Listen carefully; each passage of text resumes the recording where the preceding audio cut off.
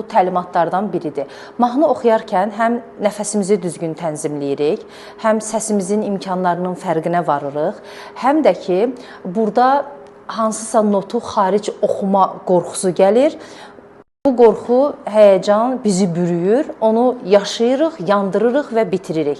Pəncərədən daş gəlir, ay bəri bax, xumar gözdən yaş gəlir, ay bəri bax, səni mənə versələr, ay bəri bax, hər görənə xoş gəlir, ay bəri bax.